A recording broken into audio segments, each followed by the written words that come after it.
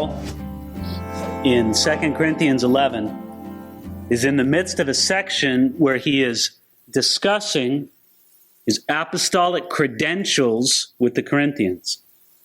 Paul was sort of the apostle who never got any respect. I shouldn't say never. Among some churches, he didn't get much respect. Among the Corinthians, there were a lot of people who were Paul's enemies. And they constantly criticized him and put him down as an apostle. And we're going to see how Paul dealt with this in chapter 11, verse 1. Oh, that you would bear with me in a little folly. And indeed, you do bear with me. Now, Paul is not going to call the defense of his apostleship folly because it's stupid or nonsense. He calls it folly because he does it reluctantly. He knows that the time and effort could be far better spent on better things. He calls it folly because he knows that the things he believed to be honored about his apostleship would be regarded as foolish by some of the Corinthian Christians. Let me tell you, I believe that 2 Corinthians chapter 11 was a very reluctantly written chapter. Paul would rather not be talking about himself and defending his apostleship. He doesn't want to do this. But it's important, and he'll discuss why it's important. He says, verse 1, and indeed you do bear with me. Well, Paul, if this is a little folly, why bother with it all? But it's worth it. And the reasons why, Paul's going to explain in verses 2 through 4. Check this out. He says, for I am jealous for you with a godly jealousy. For I have betrothed you to one husband, that I may present you as a chaste virgin to Christ. But I fear, lest somehow, as the serpent deceived Eve by his craftiness, so your minds may be corrupted from the simplicity that is in Christ. For if he who comes preaches another Jesus, whom we have not preached, or if you receive a different spirit, which you have not received, or a different gospel, which you have not accepted, you may well put up with it. Paul begins this section saying that he's jealous for the Corinthians with a godly jealousy. You see, it's important that the Corinthian Christians understand and trust Paul's apostolic credentials because Paul is jealous with a godly jealousy for their hearts. Paul's godly jealousy is a good thing. And his godly jealousy will be offended if the Corinthian Christians are seduced by a false understanding of what being an apostle is all about. You see, this was one of the big problems. The Corinthians had a worldly understanding of what it meant to be an apostle. And Paul didn't measure up to their expectations. So he says, I'm jealous for you with a godly jealousy. Now, human jealousy is a vice. It's a sin. But the Lord said, I, the Lord your God, am a jealous God. Alan Redpath said, God's jealousy is love in action. He refuses to share the human heart with any rival, not because he's selfish and wants us all for himself, but because he knows that upon that loyalty to him depends our very moral life. God is not jealous of us. He is jealous for us. You see, sharing God's jealousy for his people is a virtue. And again, Paul isn't talking in a human context. He's not talking about human jealousy. No, he's talking about a godly jealousy. He says, I am jealous for you with a godly jealousy. That's one reason why it's important. The second reason why, look at verse 2 again. He says, for I have betrothed you to one husband, that I may present you as a chaste virgin to Christ. In other words, it's important that the Corinthian Christians understand and trust Paul's apostolic credentials, because Paul is like the friend of the groom who watches out for the bride in between the period of the engagement and the wedding. Now remember, in an ancient world, when somebody would get married, they'd get engaged, and the engagement was very binding. Matter of fact, to break an engagement in Paul's day, you had to get a divorce. An engagement was very binding. And so Paul says, I'm like the bridegroom. You've been engaged to Christ. You haven't been married yet. That's going to happen on the day when you go see the Lord in heaven. And so it's my job to keep you pure and holy before the wedding day, so to speak, when you stand before Jesus. And so the friend of the bridegroom in that culture had a very important function. And the job of the friend of the bridegroom wasn't taken lightly. Paul says, I've got a legitimate interest here in protecting you and preserving you. And so that's why I need to establish my apostolic credentials among you. Then he goes on to say in verse 3, but I fear lest somehow, as the serpent deceived Eve by his craftiness, so your minds may be corrupted from the simplicity that's in Christ. Paul's third reason why it's important that the Corinthian Christians understand and trust Paul's apostolic credentials is because Paul knows the subtle nature of Satan's deceptions. In other words, why was it, in a spiritual behind-the-scenes way, why was it that the Corinthian Christians were even having this conflict with Paul? It's because they were being deceived by Satan. See, at the bottom line, the Corinthian Christians didn't admire Paul's apostolic credentials because they were thinking in a worldly way, not having the mind of Jesus. Now, you and I might say to Paul, Paul came to us, I've got a problem. Let me tell you my problem. Okay, Apostle Paul, tell me your problem. Since those Corinthian Christians, they don't respect me as an apostle. There's all these other flashy, flim-flam guys, and they respect them as apostles. But they don't respect me as an apostle. You and I might be strongly tempted to say to Paul, look, Paul, just forget about it.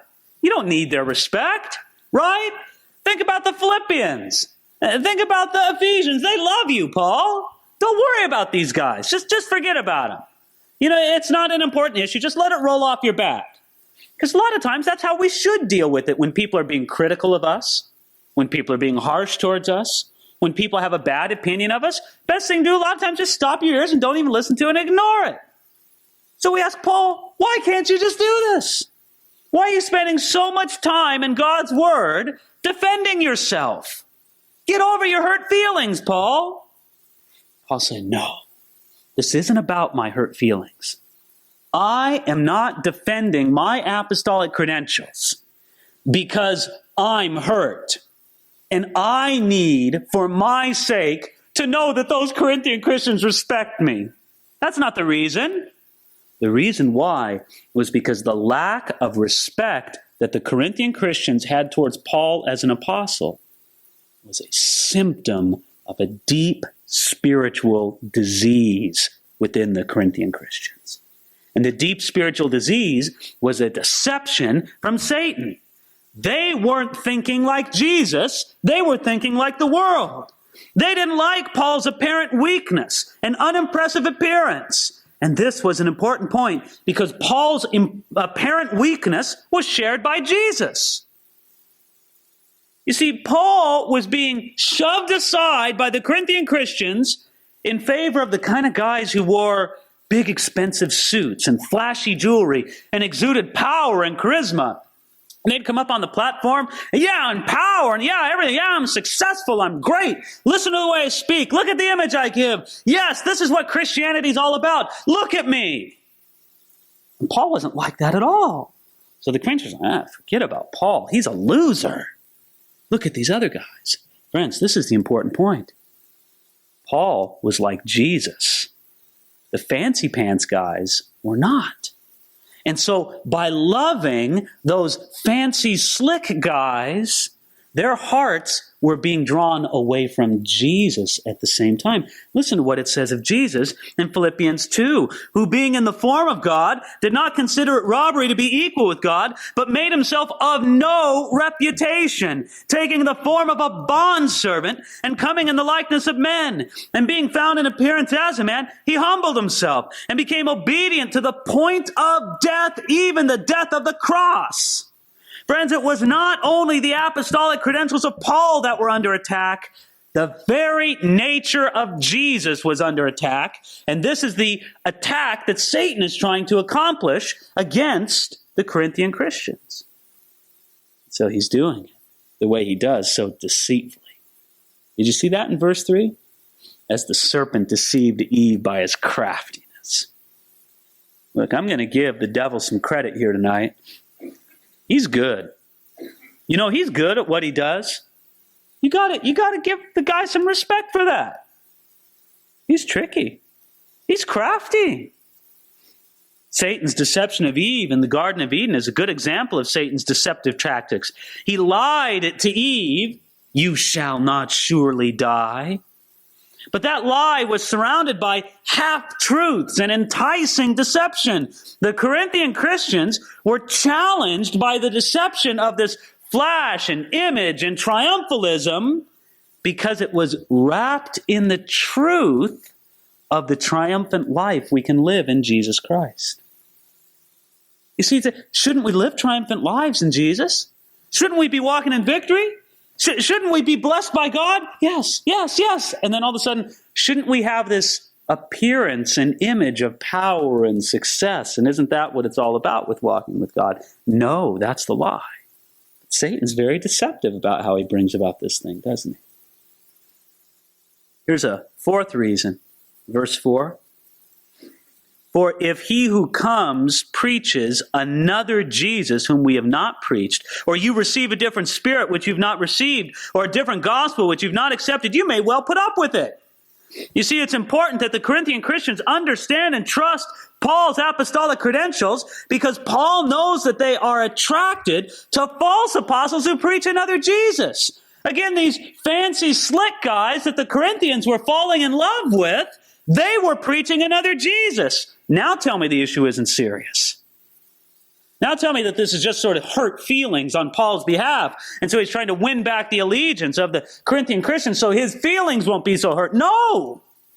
His concern is that they're going after another Jesus. The troublemakers among the Corinthian Christians who were stirring up the contention against Paul, they didn't only attack Paul, they were attacking the true Jesus by preaching another Jesus. Now, who was this other Jesus? Well, because of the way the Corinthian Christians despised Paul's image of weakness, because of the way they despised his unimpressive appearance, the other Jesus was probably a Jesus who knew no weakness, no persecution, no humiliation, no suffering, no death. He was some kind of super Jesus. And this is another Jesus, not the real Jesus, and another Jesus cannot save your soul. Only the real Jesus can. Now let me tell you in all directness, there are people today preaching the same other Jesus that was being preached by the false teachers in Corinth. When you hear those guys get up and try to tell you how Jesus was a rich man and how he had all this worldly goods and power and authority, and how if you'd only trust God and give to their ministry, then you'd be rich too. Turn off the television.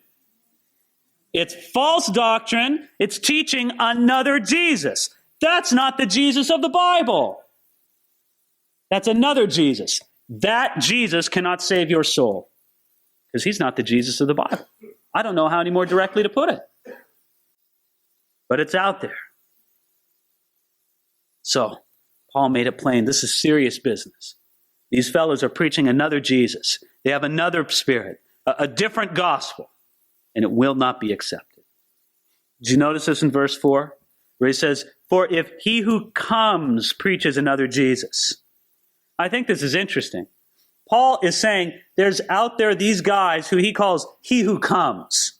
Now, do you know what it means to be an apostle? An apostle is somebody who's sent. That's what it means to be an apostle. Someone who is sent with authority. These troublemakers were the exact opposite of apostles. One could say of them, he who comes. Of an apostle, one would say, one who is sent. These false apostles simply came. They weren't really sent by God. They just came of their own accord. And look at the real problem at the end of verse 4. He says, you may well put up with it. It wasn't so much that there were false teachers that had come among the Christians in Corinth. The problem was that the Corinthian Christians were putting up with them. That's the problem. Listen, the church has the same problem today. It is no surprise that there are false teachers in the church today. There's no surprise that there's the fancy, slick, smooth talking, Mr. and Mrs. image of success and power and all outward appearance and all this. There's no surprise that there's people like that in the church today. They've always been in the church. They've been in the church since Paul's day.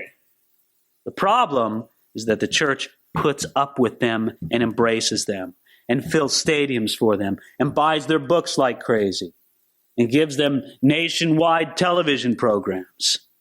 Christians of this generation, like Christians of many generations, will have to answer to Jesus for their lack of discernment when it comes to the false teachers and leaders accepted and embraced by the church today.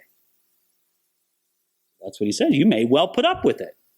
The Corinthians were putting up with it. So are we today, sadly, foolishly. So Paul's going to go on here now, verse 5, and talk about his foolish humility. He says, "For I consider that I am not at all inferior to the most eminent apostles." Please, remember that phrase, the most eminent apostles. Let me read on, though. I'll read the whole section, then we'll go back and take a look at it piece by piece. "For I consider that I am not at all inferior to the most eminent apostles, even though I am untrained in speech, yet I am not in knowledge. But we have been thoroughly made manifest to you among you in all things. Did I commit sin in abasing myself, that you might be exalted because I preached the gospel to you free of charge?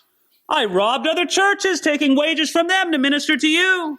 And when I was present with you and in need, I was a burden to no one. For what was lacking to me, the brethren who came from Macedonia supplied, and in everything I kept myself from being burdensome to you, and so I will keep myself." Paul begins this little section in verse 5. Now, the sarcasm doesn't bite much deeper in the whole Bible than it does in verse 5. "For I consider that I am not at all inferior to the most eminent apostles." Well, who's he talking about? These fancy pants slick guys. Oh, these most eminent apostles. He's comparing himself to these people. No, he's sarcastically referring to the false apostles who claim to be superior to Paul. And might I say, tread a little lightly here because it's one of those don't get me started kind of things. Did you know there are people today who claim to be superior to the Apostle Paul? They look at the hardships that Paul's going to talk about in this very chapter. And they say, well, if that brother was walking in faith like I walk in faith, he wouldn't have had all those hardships. I can just say, people who teach that should get down on their knees and thank God that they do not live in an age when heretics are burnt at the stake. Because anybody who would go around claiming to be superior to the Apostle Paul deserves the kind of sarcastic dismissal that Paul delivers in verse 5, where he simply says, I consider that I am not at all inferior to the most eminent apostles. You see, whoever these most eminent apostles are, Paul says, I'm not inferior to them. And Paul's going to explain how he's greater than them. Now hold on to your hats. Wait till you hear Paul's explanation on how he's greater than the most eminent apostles. Oh, he'll get onto it. By the way, the phrase in the original language, most eminent apostles, you know what it really literally is? It's like saying extra super apostles. Paul's writing in sarcastic reference. He's saying, well, I don't think I'm all that inferior to these super duper apostles. These guys who promote themselves that way, and Paul says, let me explain to you. Just give me a few minutes. I will explain to you how I compare to the most eminent apostles. But he goes on, he says, verse 6 there, even though I am untrained in speech. Now, you say, wait a minute, no. I've read Paul's letters. I've read the book of Acts. I've heard Paul was a very good speaker. Well, yes and no. He was a very effective preacher of the gospel, no doubt about that. But according to the standards of Greek rhetoric, Paul was untrained in speech. You see, in Paul's day, the ability to speak in a polished, sophisticated, entertaining way was very popular. And others, such as the super-duper apostles, those guys that the Corinthian Christians loved so much, They were able to speak in this manner. But Paul was either unable or unwilling to preach this way. It didn't matter to Paul because he wasn't concerned with meeting people's standards for a polished or entertaining speaker. He was simply concerned with faithfully preaching the gospel. I heard a story once about a dinner party where the guests were expected after the meal to stand up and recite something for the group. So a very famous actor was present at this dinner party, and he got up and he recited the 23rd Psalm with great dramatic flair and emotion. The Lord is my shepherd, and he did it all in a big theatrical way. And when he was finished, he sat down and, they applauded them. What a fine, fine rendition. Then right after him, a very simple man got up and began to recite the same psalm. He wasn't very eloquent. And so at first people kind of giggled a little bit. They thought it was a little funny. He wasn't a trained actor like the guy who just went. Then they saw how what he said was straight from his heart. And when he sat down, nobody clapped, nobody said anything. They just sat in respectful silence. It was obvious that the second man, the simple man's presentation was far more powerful than the first. You know what the actor told him afterwards? The actor came up to him and he said, I know the psalm, but you know the shepherd. And that was the difference. Well, Paul wasn't some actor who could get up there and deliver the polished oratory and speak according to all the entertaining way that they liked to hear in the ancient world. But no, that was the difference between the preaching of Paul and the preaching of the most eminent apostles. He didn't have all the polish and the panache, but he knew God. And he preached the gospel with power. He says, you guys knew me. He says that there in verse 6. I've been thoroughly made manifest to you among you in all things. You could see my life through and through. Now, those fancy pants image guys, they weren't like that. Yeah, they had a great platform presence, but off the platform, they weren't the same kind of people. And then Paul goes on in verse 7. He said, did I commit sin in humbling myself because I preached the gospel to you free of charge? Now again, let me help you understand something here. In the culture of that day, if a public speaker didn't take money for his speaking, he was often disregarded as a poor speaker with worthless teaching. It's kind of like the difference between the musician who goes out in the professional world and the guy who can play for money and the guy who plays for nothing. Well, people, the guy who plays for nothing, he's trying, but he really can't be all that good, right? Because he plays for nothing. That's what a lot of people think. Of course, it's not true, is it? But a lot of people think that way. Well, it was especially true in Paul's day. Well, you got this guy going around preaching these sermons, speaking for free? Well, he can't be very good. He can't be very sophisticated. Many people thought of someone who charged no speaking fee as strictly an amateur. Paul says, no, I don't care about the opinions of other people. My heart for preaching the gospel without charge is there, and that's what I'm going to do. And if you want to see ironic, look at verse 7 again. Did I commit sin? Paul said, what? Was it a sin for me to preach the gospel for free? Not at all. Matter of fact, he goes on in verses 8 and 9, and he says, I robbed other churches, taking wages from them to minister to you. When Paul was in Corinth, other churches would send money to support him. The Corinthians wouldn't support him, and Paul wouldn't ask.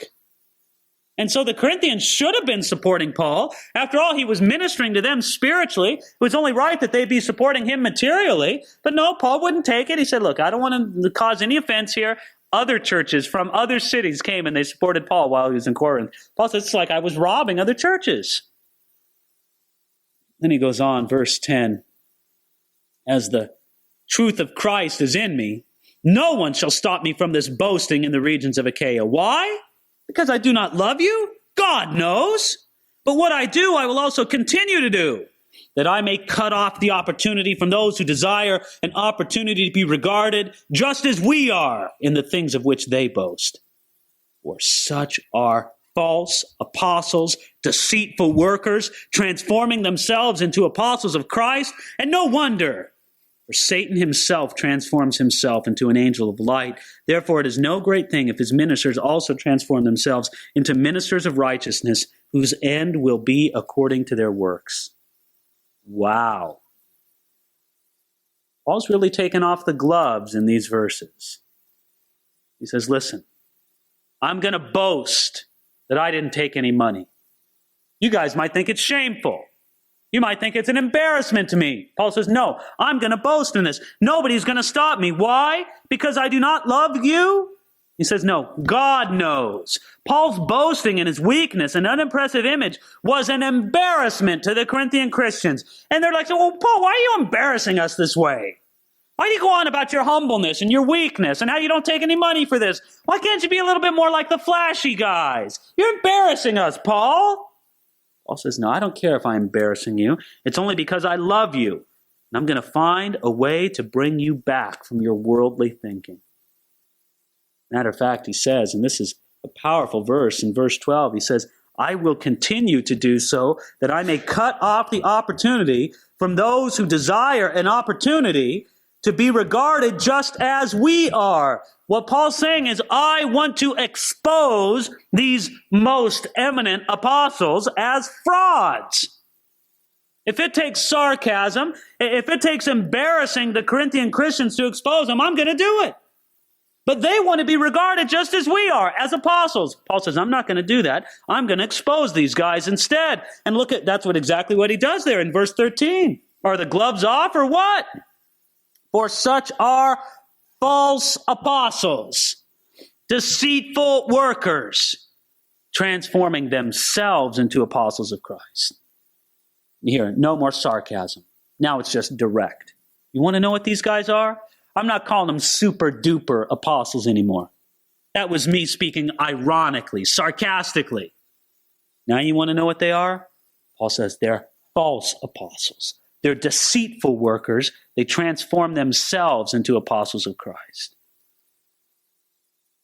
Few modern Christians want to deal with the fact that there are still false apostles and deceitful workers among Christians. We live in the age where we want to blur all the distinctions and just pretty much say, look, can't we all get along? Why do we have to be so doctrinal? Doctrines just divide, don't they? Why can't we just, look, it just doesn't matter. We all love Jesus, don't we? Well, no, we don't. Because there are false apostles. There are deceitful workers. They were clearly there in Paul's day, and they remain to this day. And false apostles are those who are, did you notice this in verse 13? Transforming themselves into apostles of Christ. In point of fact, no one can transform themselves into a true apostle of Christ. What, are you going to make yourself an apostle? There was a movie put out not too long ago called The Apostle. And that's what this fellow did. You might say he was a sincere man of God. You might not. But that's what he decided he'd do. He tried to make himself an apostle. And I tell you, you can't do that. You can't transform yourself into a true apostle. No, they never were true apostles. It's only a calling from God. And when you decide to try to transform yourself into an apostle, well, let's talk about who does that kind of transformation. Did you see verse 14? And no wonder, for Satan himself transforms himself into an angel of light.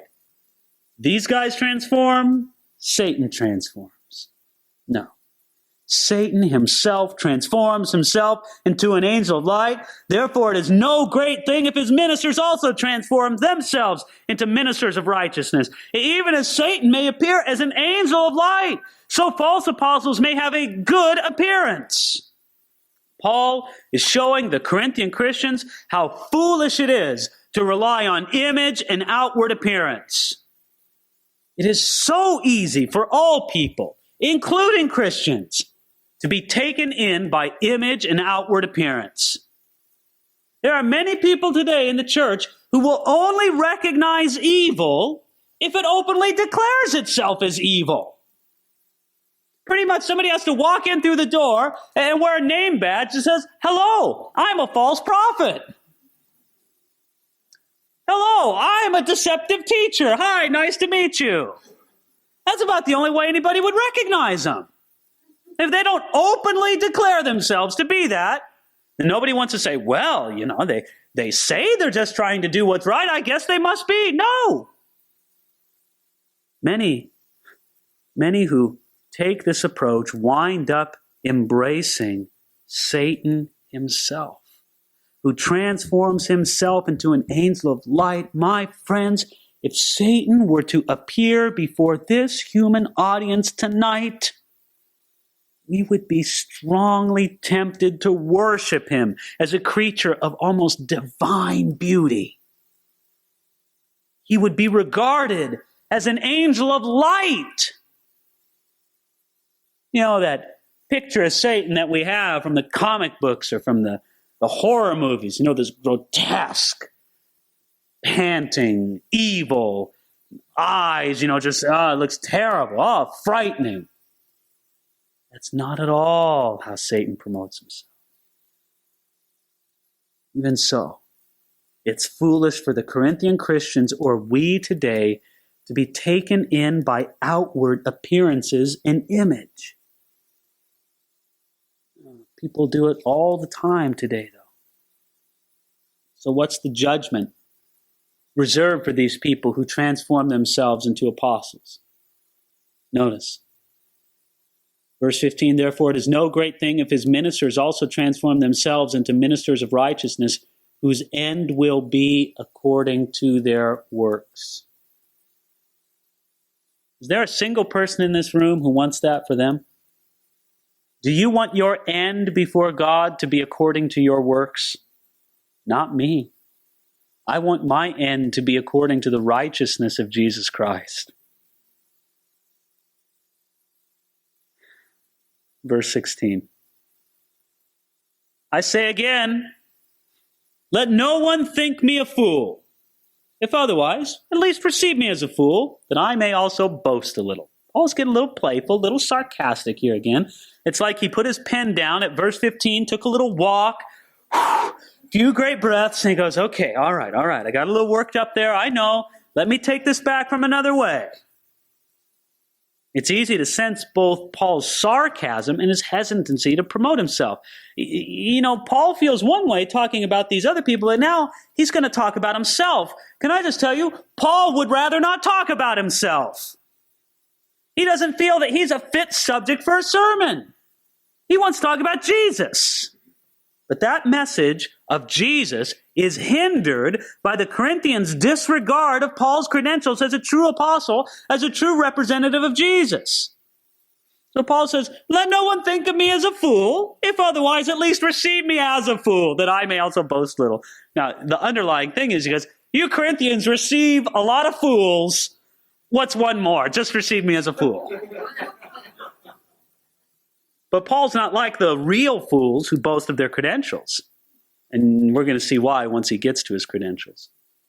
It says in verse 17, what I speak not according to the Lord, but as it were foolishly, in the confidence of boasting. Now when Paul says, I don't say this, I'm not speaking according to the Lord, he's not trying to say, well, I'm off inspiration here. That's not the point at all. He means it in the sense that the defense of his credentials focuses on himself. Paul doesn't like to talk about himself. He was happy to write before in this letter, we do not preach ourselves, but Christ Jesus the Lord. But he feels forced into writing about himself. He says, seeing that, if you notice here, verse 18, seeing that many boast according to the flesh, well, I will also boast.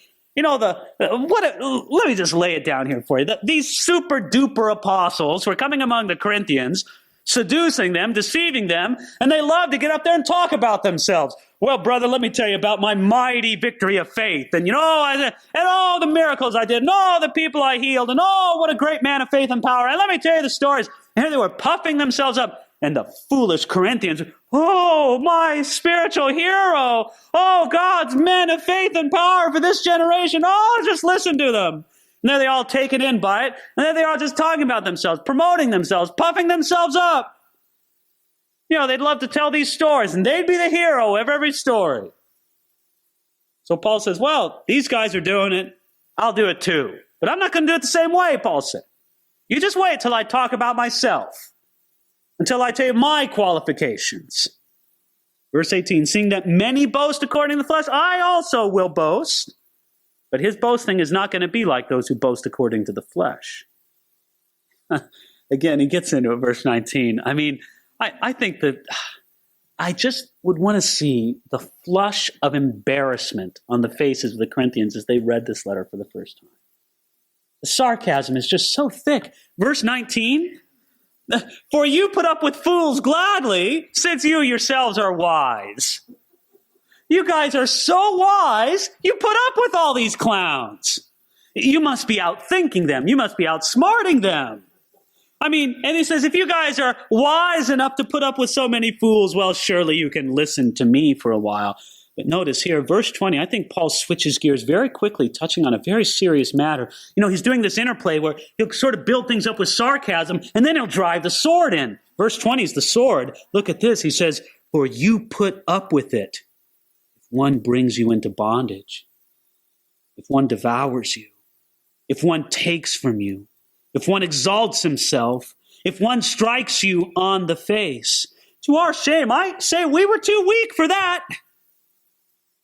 But in whatever anyone is bold, I speak foolishly, I am bold also. See what he says there in verse 20? You put up with it if someone brings you into bondage. Friends, I don't know if what I'm trying to communicate to you tonight is coming through. Maybe it isn't, because maybe you've never really come in contact with people like this. With these kind of super apostle type people that Paul is trying to expose to the Corinthians. But if you ever have, if you've been around these people who sort of rule not by the power and the love and the grace of God, but they rule by the force of their own personality and their own allegiance and their own, charisma and their own flash and successful image and appearance. If you've ever been around those people, you know how they bring others into bondage. They do. You see, like many of the deceived today, the Corinthians would somehow put up with abuse from the super apostles, somehow thinking that it's spiritual. You see, these false apostles were having a personal domination and authority over others. The emphasis on image and outward appearance is often coupled with an authoritarian approach to leadership. And this probably explains the bondage that Paul's referring to. There's so many examples, from, a little bit over the line to way, way extreme. But if you want an example of someone way, way in the extreme, think of a guy like David Koresh.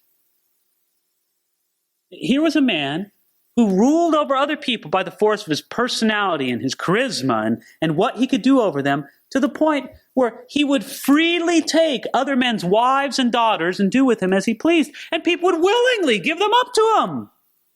They thought, well, we're pleasing the leader. We're pleasing, sure. That's bondage. That's spiritual abuse. And this environment, perhaps not to that great degree, but to a degree somewhere along that continuum, practiced in many churches today. You see, the Corinthian Christians were so taken with their super apostles that they would accept all kinds of ill treatment from them. He says, if one devours you, you'll take it. If one takes from you, you'll give it to him. If one exalts himself, you'll endure it. If one strikes you on the face, well, you'll just receive it. They were so impressed with the image of authority and the power of the super apostles, they meekly submitted to this kind of treatment. And you say, well, what? You mean they would even accept it if someone would strike them on the face? Yes. Did you know in that day it wasn't uncommon for religious authorities outside of Jesus' true ministers to command people that they be struck in the face for a punishment? And this kind of thing was probably going along around the Corinthians. Or probably they bring somebody up in front of the congregation, as discipline, and the Mr. Super Duper Apostle would strike them in the face publicly and say, well, now they won't sin that way again, and humiliate them in front of the whole church. And people go, oh, and somehow they'd respect her, or they'd love, or they'd be devoted to the man even more, admiring his power and sway over other people. And it's sad today that some people are more comfortable with the authoritarian super apostle type than they are with the freedom that they have in Jesus. That's a hard one to figure out, but it's true. I've seen it up close with my own eyes. Some people, the shackles of bondage just feel comfortable for some reason.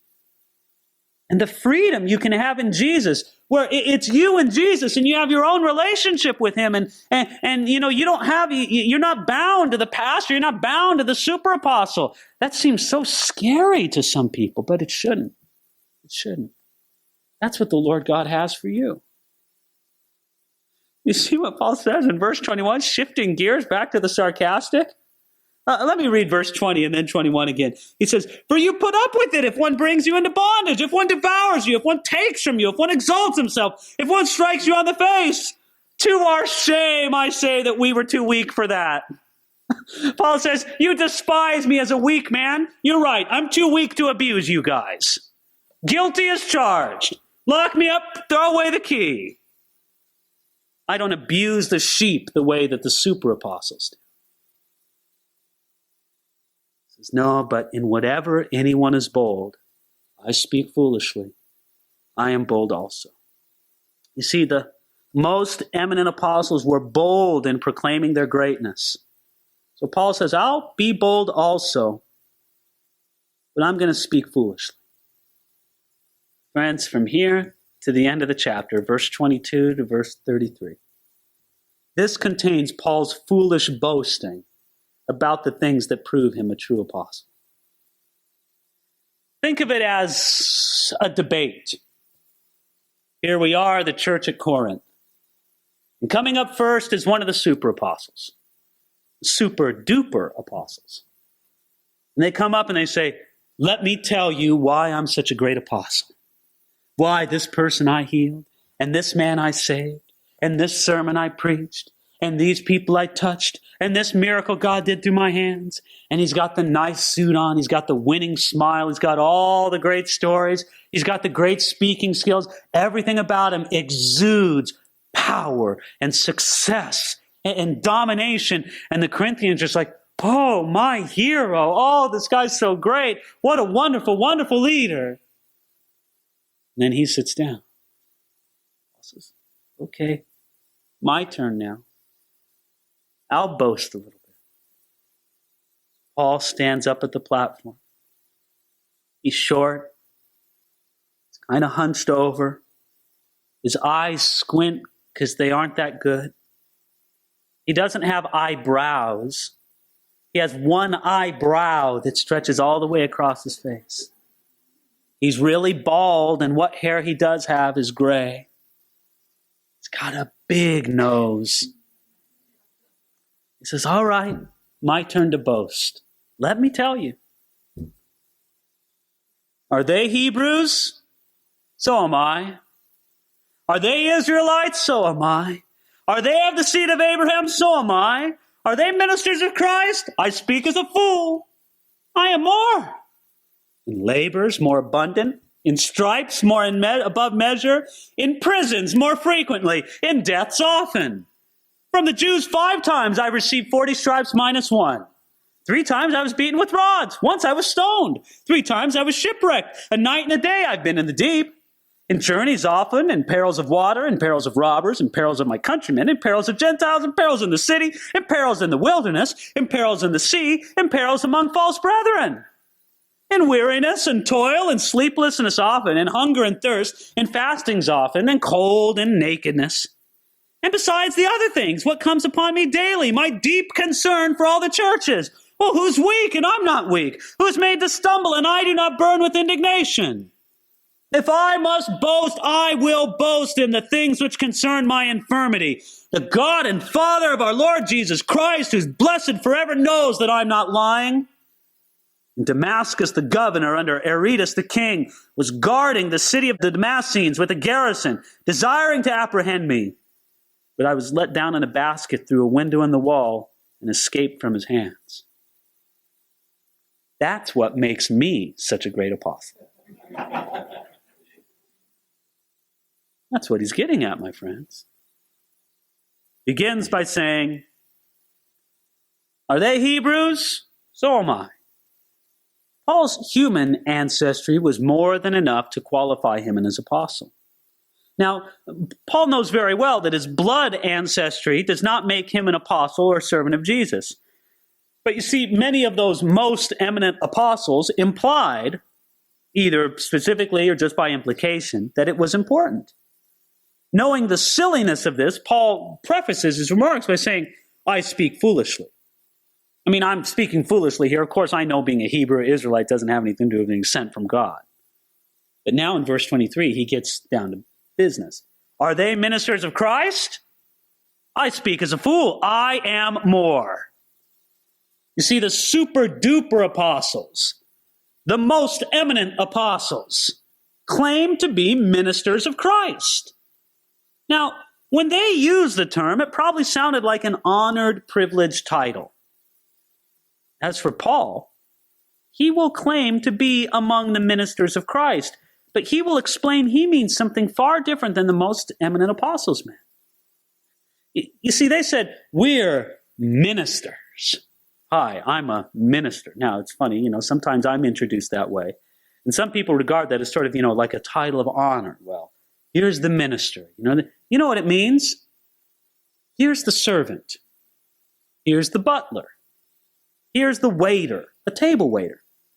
That's what minister means. It's not an honored title at all. It comes from the Greek word diakonos, which describes a humble servant, a menial worker. The most eminent apostles had inflated the idea of minister to make it a title of exaltation and privilege. I'm a minister of Christ.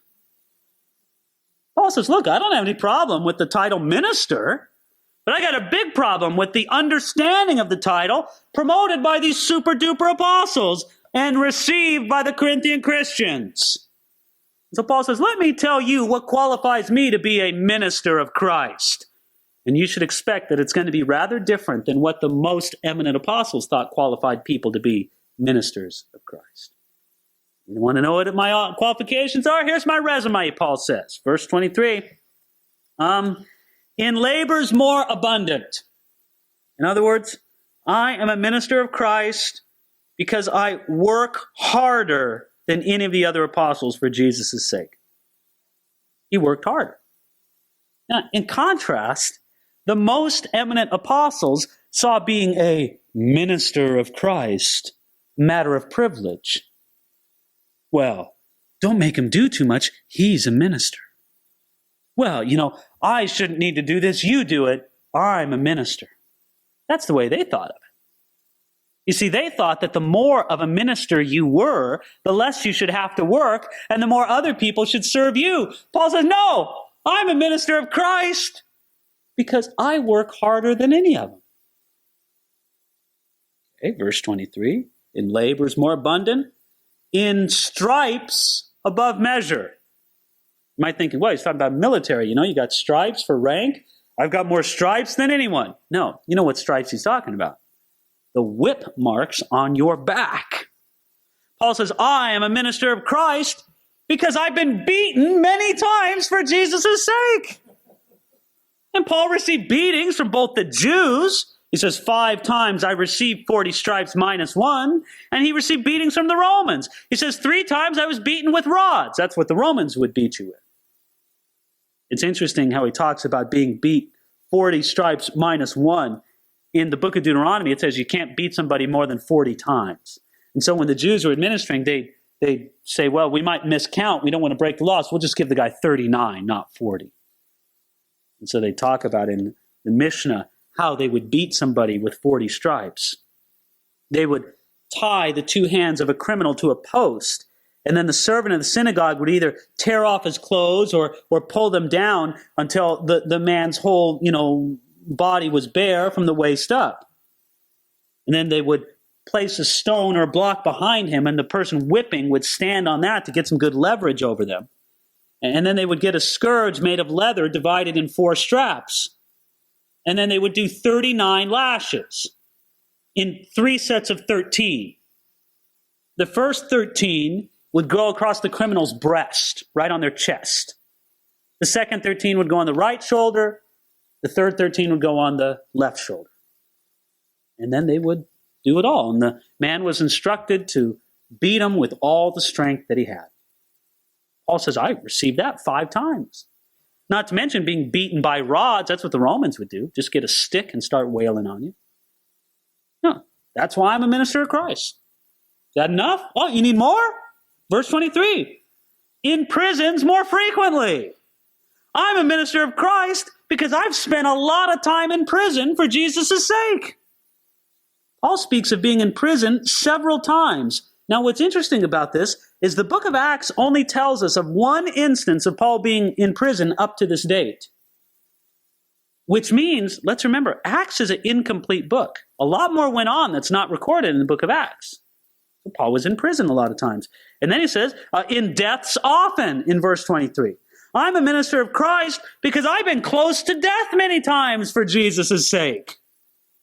And we know Paul was close to death when an angry crowd tried to execute him by stoning in Lystra, but there were many other times as well. That refers in verse 23 when he says, once I was stoned. He doesn't mean that in the hippie sense, my friends. He's not talking about his testimony here. He's talking about one time he laid under a pile of rocks that were forcibly thrown on him by the people. He goes on, he says, verse 25, 3 times I was shipwrecked. A night and a day I've been in the deep, in journeys often in perils. I'm a minister of Christ because I traveled many miles for Jesus' sake, and I've endured many hardships in traveling for Jesus' sake. You know, in the modern world, a busy travel schedule can be hard on anybody. But think of what it was like in the ancient world. Now, through the book of Acts, we read of no less than 18 journeys Paul took by ship, and half of them come before the point when 2 Corinthians was written. And since the book of Acts is an incomplete record, there were many more in addition to this. Some ancient historians have said that there is no other man in the ancient world who is recorded to have traveled as extensively as the Apostle Paul did. He goes on, this is where it gets really good, verse 26. In journeys often, in perils of waters, in perils of robbers, in perils of my own countrymen, in perils of the Gentiles, in perils in the city, in perils in the wilderness, in perils in the sea, in perils among false brethren. You heard the perils of Pauline. Well, here's the perils of Paul. Paul says, I'm a minister of Christ because I've endured many perils and many discomforts for Jesus' sake. That's what makes me a minister. I simply say that all of these perils simply add up to a hard, stress-filled life. It says in perils of waters. This refers to the great dangers Paul faced in crossing rivers as he traveled. In perils of robbers, one of the worst dangers of travel in the ancient world were the muggers ready to rob isolated travelers in the middle of nowhere. Remember the story of the Good Samaritan? That's what that one's all about. In perils in the city. A lot of times when Paul would go to a city, he wouldn't leave until there was a hostile mob driving him out of the city. In perils in the wilderness. In his travels, Paul spent many dangerous nights in the wilderness. You know what it's like. You're out in the middle of nowhere. You start hearing those animals howl at night. Paul lived through a lot of that. In perils in the sea. This refers to Paul's many shipwrecks and difficulties when traveling by sea. In perils among false brethren. Paul had the dangers of those who said they were his brothers and friends and were not. In weariness and toil, in sleeplessness often, in hunger and thirst, in fastings often, in cold and nakedness. Do you realize that in our modern world, we're isolated from so many of the difficulties that Paul would have faced? I remember a few weeks ago when he had a real cold snap around here. Oh, wow, it was cold. Oh, we were chilled to the bone. Get me in my car and turn on the heater. And then we run from the car. Oh, it's so cold outside. Into the house. Get me under my electric blanket. Oh, that's much better. Paul didn't have an electric blanket. You know, a lot of times when he was cold, it was raining and it was wet too. And he couldn't get warm. He was chilled to the bone. We can get water and food and warmth so much more easily than Paul ever could. Paul simply lived a hard life as a missionary, traveling and preaching the gospel. Now, let's make it clear. It wasn't the mere fact of a hard life that made Paul a true minister of Jesus Christ. Many people have had hard lives, but are in no way servants of Jesus. But for Paul, all of these perils, all of these hardships were freely chosen when he could have lived differently if he wanted to. He didn't want to. He wanted to serve Jesus. And if these hardships were part of serving Jesus, he would accept them. As you read this, just read this and just floods your mind. How could the man who lived this life possibly be happy? You got to be kidding me, Paul. This is your life? You know how he could be happy? Because Paul had died to himself. Because he could say, I have been crucified with Christ. No longer I who live, but Christ lives in me. And the life which I now live in the flesh, I live by faith in the Son of God who loved me and gave himself for me. Because of this, Paul could also practice what he preached. In Romans 5:3, he said, we also glory in tribulations. And you know what? He lived it. This wasn't some guy who lived a yellow brick road kind of life. It was tough. This wasn't just spiritual talk from Paul. He really lived it. He could really say and really mean what he wrote in 2 Corinthians chapter 4, for our light affliction. And Paul lived this kind of life, and he says, our light affliction? And our light affliction, which is but for a moment, is working for us a far more exceeding and eternal weight of glory. Well, we do not look at the things which are seen, but the things which are unseen.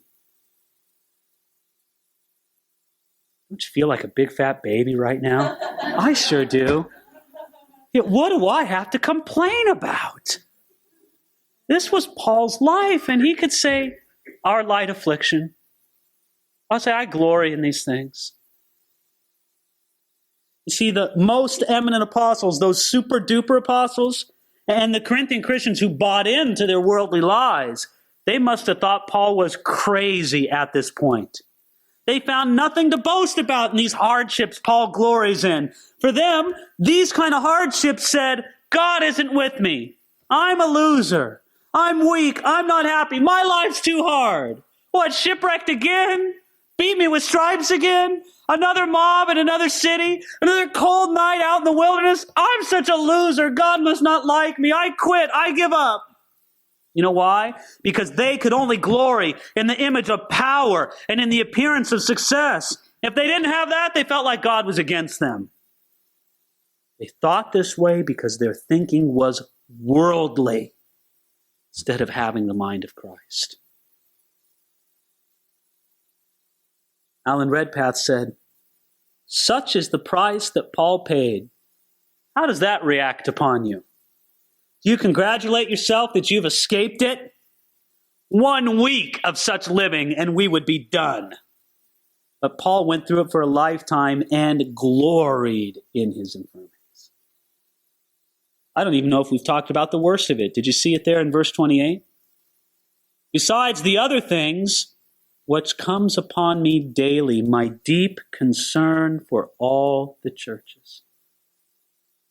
You see, in addition to all the stressful perils that Paul mentioned before, Paul lived daily with another burden. He lived with a deep concern for all the churches. The perils that Paul mentioned were not everyday occurrences. He wasn't getting shipwrecked every day. He wasn't getting beaten every day. But his deep concern for all the churches never left him. Paul's burdens were not only physical, they were also emotional. And he says here in verse 29, who's weak and I'm not made weak? Who's made to stumble and I do not burn with indignation? His deep concern was not for himself. Paul wasn't going around saying, I'm so shipwrecked. I'm so beaten. I'm so rejected by the... No! His concern was for others. That brother's weak. I'm hurting for them. Well, somebody made them stumble.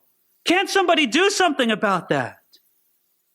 Paul's deep concern was not for himself. It was for others, for the weak, for those made to stumble. Paul had many burdens, but none of them were for himself. He, like Jesus, was a truly others-centered person. So he says, verse 30, if I must boast, I'll boast in the things which concern my infirmity. What are my credentials? Paul takes the shirt off his back and he shows a scarred back from the whippings and the beatings. He goes, here's my resume. my infirmities, my beatings, my weakness, the life of hardship and stress that I've lived as a whole.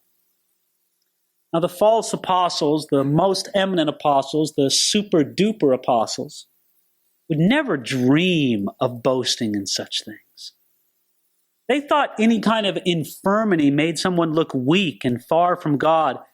Paul didn't care if he looked foolish in the eyes of the world, or if those in the eyes of those in the church who thought like the world. Paul lived with an eternal perspective, not a worldly one. So he says, God and Father of our Lord Jesus Christ, who is blessed forever, knows that I'm not lying. Why does he throw that in there? You know what I think? I think because the Corinthians would be just so blown away at this time, saying, "Nuh-uh, Paul. Nuh-uh. You're not glorying in this stuff. You don't really think that these things are your apostolic credentials. Come on, you really want to be like the super duper apostles, don't you, Paul? You want to put on that $2,000 suit and wear that gold bracelet thick enough to choke a horse. And you want to get your hair done just right and prance around the platform like someone who receives the applause and gets admired. That's what you want. Really, Paul, isn't that what you want? Before God, he knows I'm not lying. So he says, and look how he finishes. It's almost funny to me how he finishes this. I bet Paul was almost like he had to break the ice, or he had to break it up a little bit. So at the end he goes, and let me tell you this. In Damascus, the governor under Aretas the king was guarding the city of the Damascenes with a garrison, desiring to apprehend me, but I was let down in a basket through a window in the wall and escaped from his hands. Yeah. You know what this was? This was probably one of the first real perils or hardships that Paul faced for Jesus' sake. When there was an assassination attempt, there was a threat out on his life. He was, a hit called in on him in Damascus. Not very long after his conversion. And this was like his apprenticeship in persecution. It's as if he's saying, this is how my ministry began, and this is how it continues. Now, it illustrates with power the contrast between Saul of Tarsus. Listen, Paul says, I'm a different man. Way back before this Damascus thing, when Paul was approaching the city of Damascus, there was Paul. He was one of these image power guys. There he is, marching into Damascus, looking to get some Christians and whoop them. Because he's fighting for God, and everybody fears him. And yeah, I'm Saul of Tarsus. Better listen to me. He was one of these guys. God met him on the road to Damascus and changed him totally. So he goes from Saul of Tarsus, the kind of guy who had the thinking of a super duper apostle. He goes from that to being let down in a basket to escape persecution.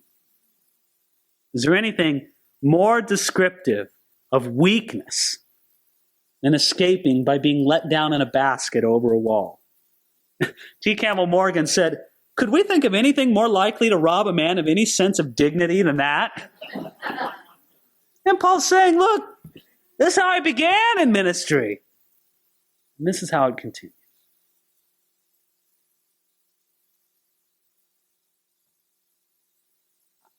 I feel that I haven't done justice to the greatness of this text tonight. Because this is something so important for every one of our lives. Every one of us has a measuring stick that we measure ourselves and others by. Sometimes we use a different measuring stick for ourselves than for others. But do you see that the Corinthians were using a worldly measuring stick? And that's why they could admire the super duper apostles and despise Paul. And that's been Paul's whole struggle. He's saying, get rid of the worldly measuring stick. Take on the mind of Christ. Let that be. Now, you measure others and you measure yourself. What's your measuring stick? Father, give us the mind of Christ. Give us the mind that was in Paul, Lord, because he had the mind of Christ. That's all he's talking about here. The mind that could glory in these tribulations and not be concerned with the image of success and the appearance of power. Father, that mind is the mind of Philippians 2, the mind of Christ. Father, build that in us. And when we measure ourselves, or when we measure others, and especially, Lord, as we measure leaders in our life before you, help us to use the right measuring stick. Glorify you. We pray this in Jesus' name.